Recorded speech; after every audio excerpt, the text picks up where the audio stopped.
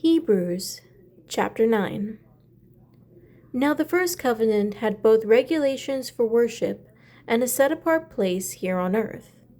A tent was set up, the outer one, which was called the set-apart place, in which were the menorah, the table, and the bread of the presence.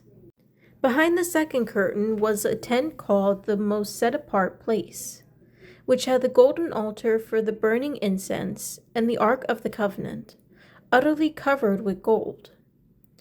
In the ark were the gold jar containing the manna, Aaron's rod that sprouted, and the stone tablets of the covenant. And above it were the cherubim, representing the dwelling, casting their shadows on the lid of the ark. But now is not the time to discuss these things in detail. With things so arranged, the priests go into the outer tent all the time to discharge their duties. But only the high priest enter the inner one, and he goes in only once a year, and he must always bring blood, which he offers both for himself and for the sins committed in ignorance by the people. By this arrangement, the Ruach HaKodesh, the set-apart spirit, showed that so long as the first tent had standing, the way into the most set-apart place was still closed. This symbolizes the present age and indicates that the conscience of the person performing the service cannot be brought to the goal by the gifts and sacrifices he offers, for they involve only food and drink and various ceremonial washings. Regulations concerning the outward life, imposed until the time for Yahweh to reshape the whole structure. But when the Messiah appeared as the high priest of the good things that are happening already, then, through the greater and more perfect tent which was not man-made, that is, it is not of this created world, he entered the most set-apart place once and for all. And he entered not by means of the blood of goats and calves, but by means of his own blood, thus setting people free forever. For if sprinkling ceremonially unclean persons with the blood of goats and bulls and the ashes of a heifer restores their outward purity, then how much more the blood of the Messiah, who, through the eternal Spirit, offered himself to Yahweh as a sacrifice without blemish, will purify our conscience from the work that leads to death so that we can serve the living Elohim. It is because of this death that he is the mediator of a new covenant.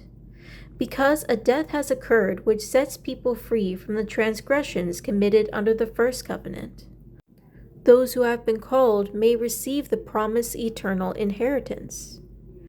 For where there is a will, there must necessarily be produced evidence of its maker's death, since a will goes into effect only upon death. It never has force while its maker is still alive. This is why the first covenant too was inaugurated with blood. After Moses had proclaimed every command of the Torah to all the people, he took the blood of the calves with some water and used scarlet wool and hyssop to sprinkle both the scroll itself and all the people. And he said, "This is the blood of the covenant which Yahweh has ordained for you." Likewise, he sprinkled with the blood both the tent and all the things used in its ceremonies. In fact, according to the Torah, almost everything is purified with blood. Indeed, without the shedding of blood, there is no forgiveness of sins. Now this is how the copies of the heavenly things had to be purified. But the heavenly things themselves require better sacrifices than these.